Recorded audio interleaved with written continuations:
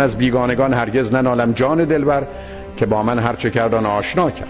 که بزرگترین آسیبو در زندگی کی به من زده؟ خودم. 90% آسیبی که من تو زندگی دیدم حتما از خودمه.